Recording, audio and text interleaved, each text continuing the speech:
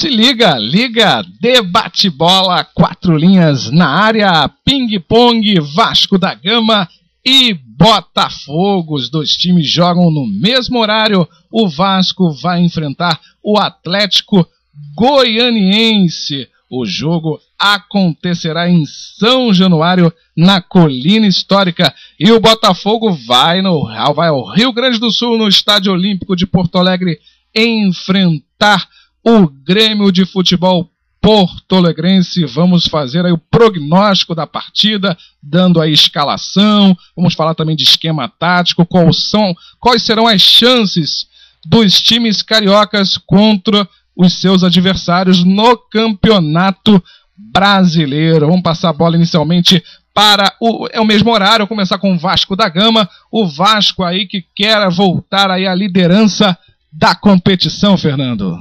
Bom, o Vasco que é líder da competição, não quer voltar. Co-líder com São Paulo, isso. Perdeu a liderança por um golzinho de saldo, né? Só.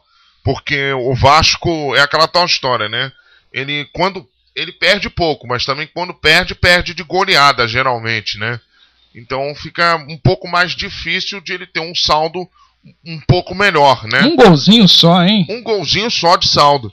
Mas também ele acabou recuperando um pouco desse saldo, metendo 4-0 no Grêmio na última rodada, né? Bom, Flávio, eu acho que esse jogo aí contra o Atlético Goianiense é uma boa chance do Vasco assumir a liderança e botar uma boa diferença de pontos, né? Eu acho que é um jogo difícil, sem dúvida nenhuma, jogo dificílimo pro Vasco. Mas eu acho que o Vasco tem uma boa chance de vencer esse jogo e assumir a liderança abrindo 3 pontos no São Paulo. É verdade, o Atlético Goianiense, né, é um time que surpreende, principalmente jogando fora de casa. É um time que não tem uma torcida em massa, né? É um time que está voltando aí à primeira divisão. O curioso é o seguinte, né? O Goiás e o Vila Nova, são mais tradicionais. Os rivais não são tão mais tradicionais, né? O Atlético também é muito tradicional. Mas o Goiás tem mais torcida. Tem muito mais torcida os dois, tanto Goiás quanto Vila, né? Isso. Do que o Atlético, né? O Atlético, digamos assim, é o Botafogo de lá de Goiânia, né? É um time grande que não tem tanta torcida assim, né? O Goiás e o Vila são o Flamengo e o Vasco de lá, né? Tem times grandes que tem muita torcida, né? O Atlético nem tanto, né? Você vê que o Atlético não leva tanta torcida assim. Só salientar que a gente não está comparando, a gente está só mudando os estados. Sim, claro que o Botafogo tem muito mais torcida que o Atlético. Claro, com certeza. Não, porque o Rio de repente pode fazer uma associação, é só para comparar os estados. Seria a massa Flamengo e Vasco no Rio de Janeiro. São as duas maiores, o Flamengo é maior, o Vasco a segunda maior, o Fluminense é a terceira, o Botafogo é a quarta. Perdendo um pouco para o Fluminense. Em Goiás, Vila Nova e Goiás são as maiores. Sim. E o Atlético Goianiense vem atrás. E é uma torcida bem menor, né? Isso. E perde, inclusive, para torcidas de outros estados, né? Com certeza. Então, como estávamos comentando... Tanto é que o Atlético Goianiense está querendo levar jogos contra o Botafogo, por exemplo, para outros estados. Está querendo levar o jogo contra o Botafogo, parece que para Brasília, por exemplo, para poder arrecadar mais dinheiro, né? É verdade. E o Atlético tem surpreendido, ele foi o cara que tirou a invencibilidade do Flamengo, jogando no Engenhão, então ele fora de casa, com autoridade, ele não se intimida, né? Não, nem um pouco, tanto é que ele ganhou de 4-1 do Flamengo no Engenhão. Jogou com autoridade e olha, vai ser um jogo bem difícil pro Vasco, a torcida do Vasco, que não se engane não com esse time do Atlético, que é um time muito bom, é um time que tem muita velocidade na frente, que tem jogadores muito bons, como Vitor Júnior, Juninho, entendeu? O próprio Anselmo também, entendeu? Jogadores que trabalham muito bem a bola na frente e é um time que toca muito bem a bola, é um time que chega muito rápido no ataque, que dá muito trabalho ao adversário, viu? Tá certo. Agora fazendo um ping-pong para o jogo entre Grêmio e Botafogo. Grêmio e Botafogo aí, uma disputa de peso, uma disputa de campeões brasileiros. E que ano passado foi disputa direta por vaga na Libertadores. Com certeza. Lá no Sul. Que o Grêmio acabou ganhando por 3-0. Enquanto o Botafogo tem mais um esquema tradicional de 4-4-2, o Grêmio não. O Grêmio tem um esquema do 4-5-1, só o André Lima na frente, né? É parecido com o time carioca que falamos há pouco. É verdade, parecido com certo time carioca que não vence há 10 jogos, né? Rapaz, olha, mas o Grêmio, diferentemente desse time carioca, vem na arrancada, né? Apesar de ter tomado de 4-0 na última rodada. Agora, o Botafogo tem uma boa chance, viu? Uma boa chance de quebrar uma escrita, né? Que o Botafogo não vence lá em Porto Alegre desde 1995, quando venceu por 3-2 ao Grêmio. O ano mais glorioso, né? Sim, com certeza. Com certeza. Então, eu acho que o Botafogo esse ano é uma boa chance, viu? Porque o time é muito bom. Enfim, é um time que dá trabalho, principalmente jogando em casa, porque fora de casa, segundo o lance, é um campo minado pro Botafogo, né? O Botafogo só venceu 3 fora de casa, né? 2 delas fora de casa mesmo, né? Porque foi contra o São Paulo, foram contra o São Paulo e contra o Cruzeiro. A outra foi contra o Fluminense, que é um fora de casa entre aspas, né? Porque foi no Engenhão e é clássico, né?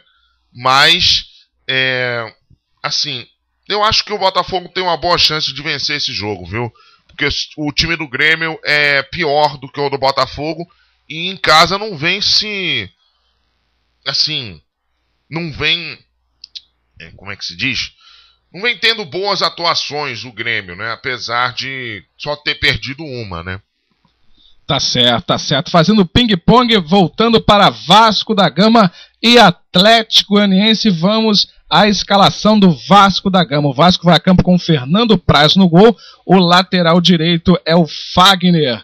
Os zagueiros Vitor Ramos e Renato Silva. Só para lembrar que o Dedé tá fora porque tá suspenso. Isso, Dedé suspenso. Fernando, antes de... O Dedé faz falta essa zaga. Vitor Ramos e Renato Silva, uma zaga praticamente, né, mista, né? Porque exatamente. Uma zaga que não tem o devido entrosamento, né? Principalmente por causa do Vitor Ramos. O Renato Silva com o Dedé já estão começando a ter algum entrosamento, mas mesmo assim ainda não tem o entrosamento ideal, não. Tá certo. Lateral esquerda é o Julinho, né? Voltando de contusão. Isso. O que é uma ótima notícia, porque o Cristóvão vai parar de ter que improvisar o Gilmar, né? E o Julinho é um ótimo lateral esquerdo. Tá certo. Na cabeça de área, Rômulo e Eduardo Costa. Os dois que marcam muito bem, principalmente o Eduardo Costa. O Rômulo sabe sair um pouquinho melhor para jogar. Tá certo. Aí vem o pensamento meio-campo, Juninho Pernambucano e Diego Souza. Ótima notícia a volta do Juninho, né? Porque aí o Diego Souza vai ter com quem dialogar na hora da criatividade no meio de campo, né? Com certeza, com certeza. Diego Souza que vem fazendo partidas importantes, né? Sem Felipe, sem Juninho Pernambucano, Diego Souza tem pego a responsabilidade.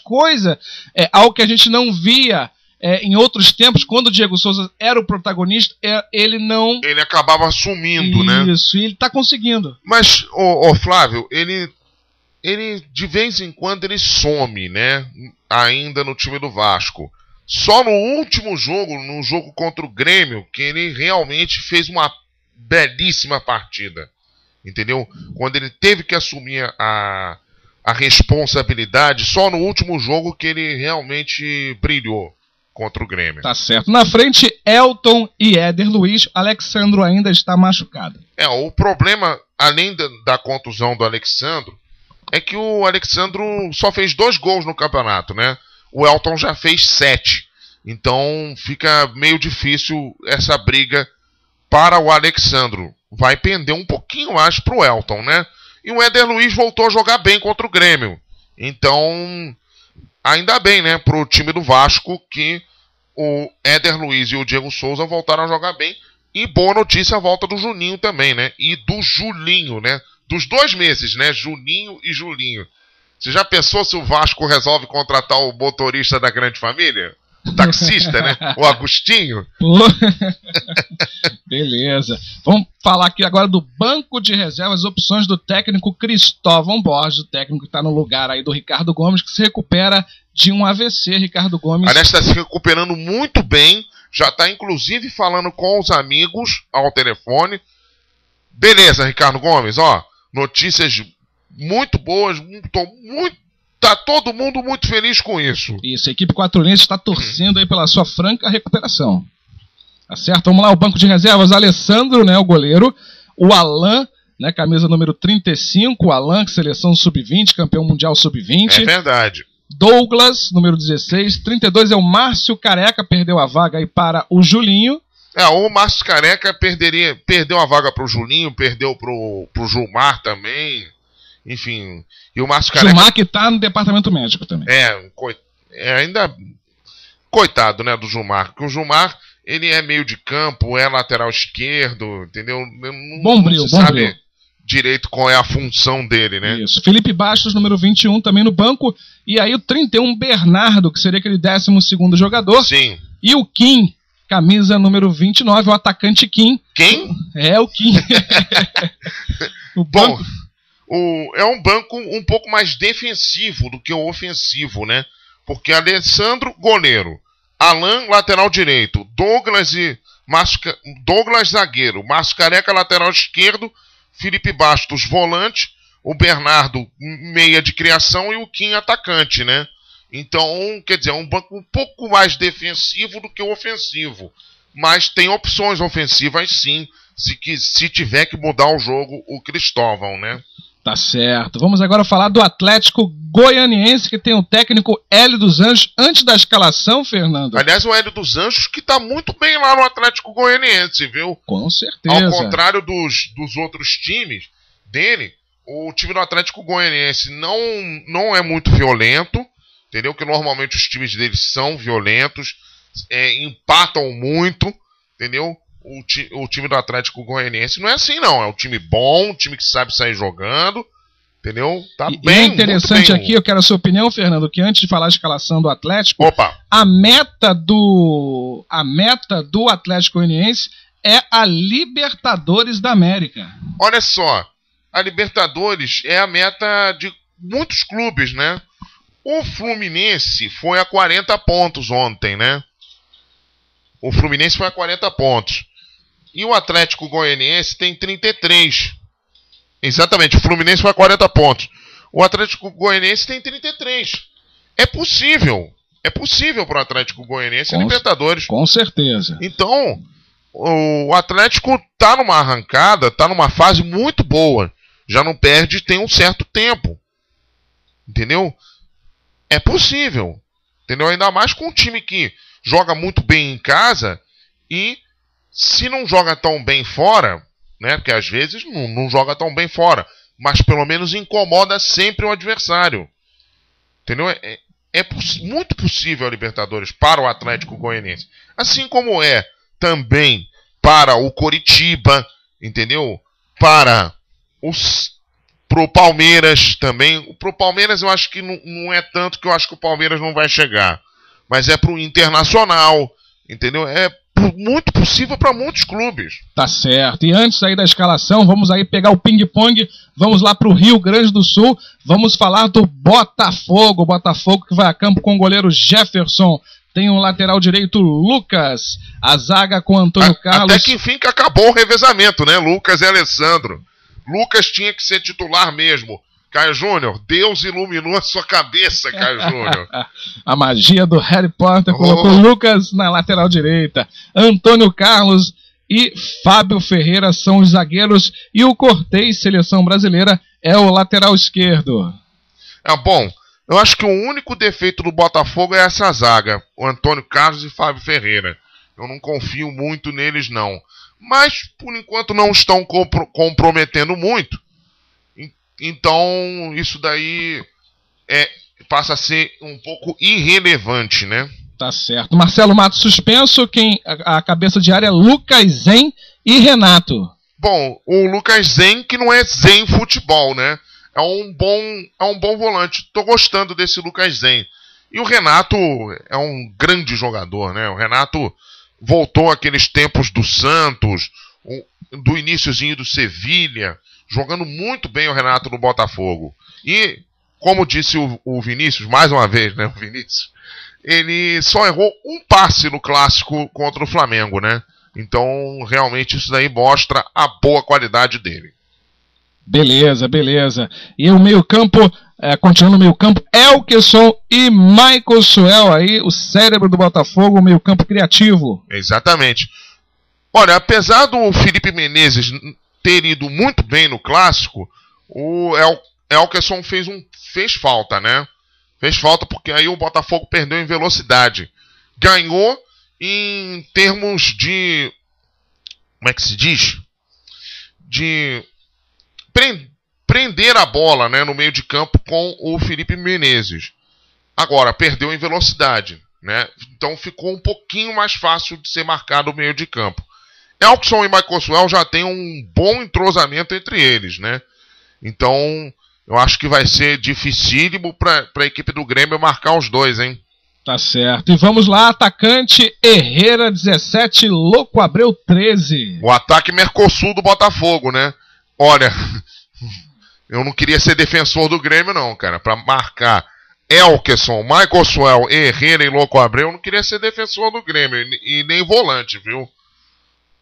É verdade. Um ataque do Botafogo que já tá aí, se não me engano, há 2 anos juntos, né, Fernando? Exatamente, há 2 anos o ataque, né? Exatamente. E o Michael Suel também, né? O Michael Suel já tá... teve a contusão aí, mas também teve a contusão e saiu, voltou, né? Enfim, já tem um bom entrosamento também. Tá certo. Daqui a pouco vamos saber tudo sobre o time do Grêmio, adversário do Botafogo. Vamos fazer um ping-pong e voltar aí para São Januário, a colina histórica, falando do Atlético Goianiense. Goleiro é o Márcio. Bom goleiro, hein? Bom goleiro esse goleiro. Márcio bate pênalti também muito bem. Exatamente. Lateral direito, Rafael Cruz. A zaga, Gilson e Anderson. E o lateral esquerdo é o Thiago Feltri. É aquele mesmo, torcedor do Atlético Mineiro. Jogou lá. Tá certo. Meio campo, são 3 cabeças de área. É o Bida, Agenor e o Pituca. O Pituca gosta... Grande Pituca! Isso, o Pituca sai mais pro jogo, apesar de ser um volante. Apesar de ser um volante, de não ser o craque do time, né? O Pituca. Grande Pituca. Aí eu me lembro de um outro amigo nosso, né? O Confrade Quaresma. Grande Pituca. Tá certo. Se o Vasco tem Vitor Ramos, o Atlético Goianiense tem Vitor Júnior, que não é locutor, é o camisa 10 do Atlético Goianiense. E como eu falei, é muito bom jogador, o Vitor Júnior, né? Essa dupla de volantes aqui, o Agenor e o Bida, também são bons jogadores. São bons jogadores, sim. Tá certo. Anselmo e Juninho formam a dupla de ataque. Esse ataque é perigoso. Anselmo e Juninho... Você vê que o rubro-negro goiano tem 2 atacantes, né? O carioca Exatamente. Não gosta. Pois é, né, rapaz? Coisas de Luxemburgo, meu amigo. Tá certo. É o time do Atlético Goianiense que tenta aí colocar uma água no chope do Vasco da Gama. Com certeza. Beleza? Vamos aí falar do adversário do Botafogo, que é o dono de casa, é o Grêmio de Futebol Porto-Alegrense. Que tem o tricolor gaúcho. Isso, Vitor no gol. Lateral direito é o Mário Fernandes. Um dos melhores do Brasil, né? Isso. O Vitor, realmente, eu não gosto muito dele como goleiro, não. Mas, enfim... Tá certo. Rafael Marques é o zagueiro número 4. Ed Carlos, a dupla, né? Rafael Marques e Ed Carlos. O Bruno Colasso é o lateral esquerdo. Essa zaga do Grêmio, meu Deus do céu, deve causar arrepios na torcida. Com Rafael Marques, Carlos, ex-jogador do Botafogo. É aquele mesmo, era isso que eu ia dizer. É aquele mesmo, torcida do Botafogo. Tá certo. E Ed Carlos é aquele mesmo, torcida do Fluminense. E torcida do São Paulo também, né? Isso. É a cabeça de área Fábio Rockenbach e Fernando. Ô Flávio, você estava me falando outro dia, né, que o Fábio Rockenbach é o jogador que mais cometeu faltas no campeonato, né? Ex-Barcelona, hein? Rapaz. E eu não sei por que eu não me surpreendi com aquela sua declaração, rapaz. Pois é. E o Fernando é um volante que sabe mais sair pro jogo um pouquinho, né? Tá certo. Aí tem mais uma linha de 3 no meio-campo: Escudeiro, Douglas e Marquinhos. O Escudeiro que entrou muito bem nesse time do Grêmio, né? Entrou muito bem e, digamos, é o cérebro junto com o Douglas, né? O Marquinhos faz uma espécie de terceiro volante e também ajuda na criação, né? O Marquinhos é o batedor de faltas, né? Digamos assim. E o Douglas é o criador junto com o Escudeiro. Tá certo. É camisa 99, sozinho, André Lima. É aquele mesmo, torcida do Botafogo, do Fluminense, do Vasco também. Pois é aquele mesmo. Pois é, o troca-troca, nós temos aí Rafael Marques e André Lima, ex-jogadores do Botafogo. Exatamente. Tá certo. E olha, tem mais um, é aquele mesmo no banco do Grêmio, né? Gilberto Silva. É pentacampeão mundial. Exatamente. 2 Copas do Mundo, né? Jogou também em 2006, né? Exatamente. Jogou 2002, né? Pentacampeão, e 2006 também. Tá certo. É o Grêmio enfrentando o Botafogo. Debate-bola 4 linhas, chegando para você com um recado final. Vamos começar lá na Colina Histórica. Recado final do Vasco da Gama. Fala, Fernando. Bom, meu recado final é o seguinte, né? Alô, torcida do Vasco. Olha, que show que vocês vão dar hoje, hein? Vai lotar São Januário. Uma beleza. Parabéns. E olha, vou dar um recado pro jornalista que enviou a carta aos jogadores no dia do jogo do Ceará. Parabéns a você, meu amigo. Você deu uma força incomensurável ao time do seu coração, né? Que é o Vasco da Gama.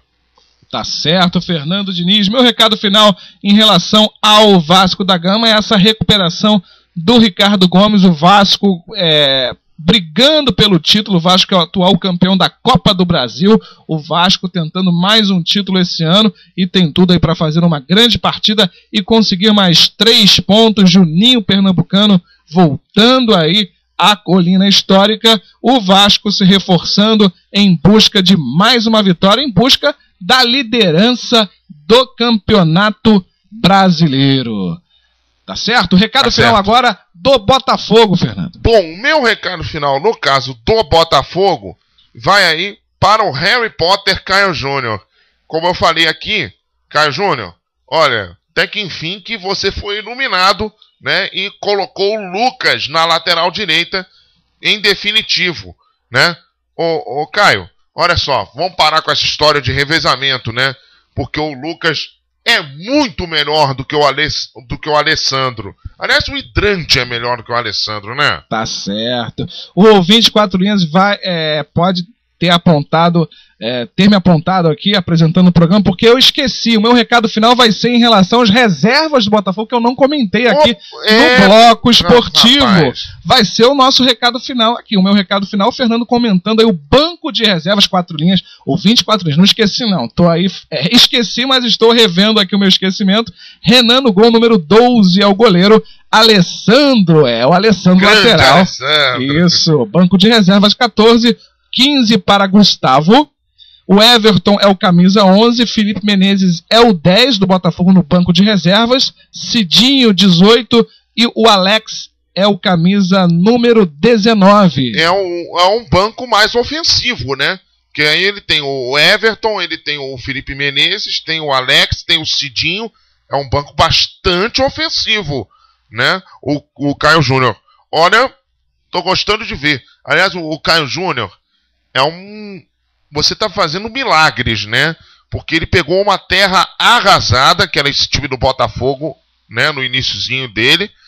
E, olha, tá transformando essa terra arrasada numa terra que gera muitos frutos, né? E até mesmo não só para agora, como para o futuro também, né? Tá certo. Cidinho, Alex, enfim, alguns jovens bons jogadores mesmo. Tá certo. A magia está dando certo, né, para o Caio Júnior. Sim, com certeza.